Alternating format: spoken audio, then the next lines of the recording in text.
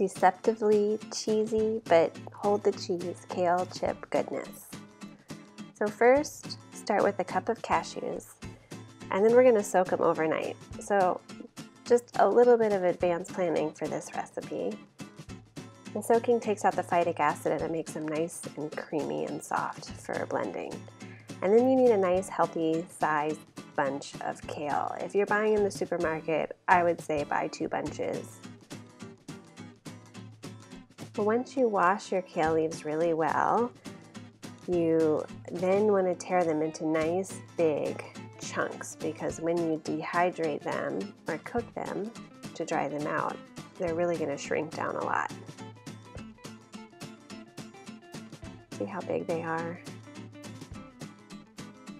And then you really want to make sure they're really dry. Thanks, kiddo.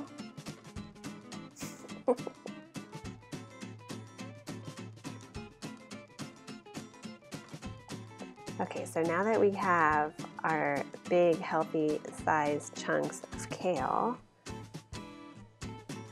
now we gotta get ready for the rest of the recipe. Squeeze the juice of a lemon, and then strain all of the water out from the cashews. You don't want to use any of that water. Add your cup of cashews. Nom nom nom nom.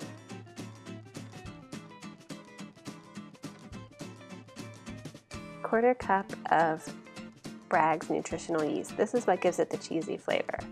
And then a little smidge of sea salt. You could even add like cayenne pepper if you want to get crazy with it. So I didn't add enough fluid because you really want it to be kind of a creamy consistency. So I added just a little more water and another half of a lemon. And you'll see now when we blend it, this should be perfect.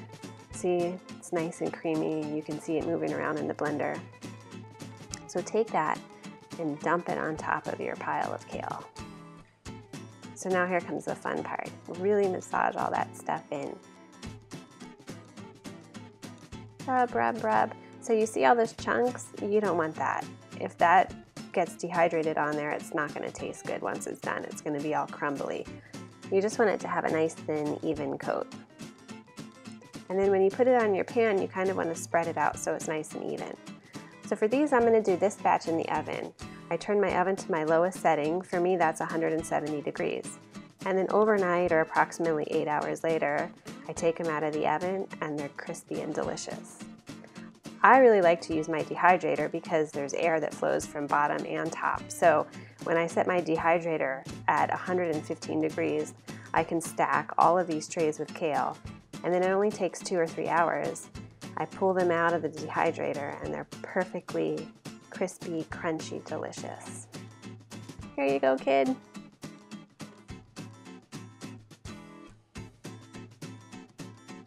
All right.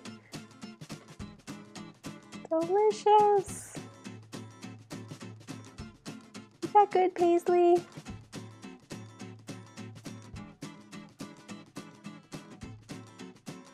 If you like this video, give us a thumbs up. And to see the latest videos, subscribe to our channel. And let us know if your kids loved it. Inform, inspire, empower, the health junkie way.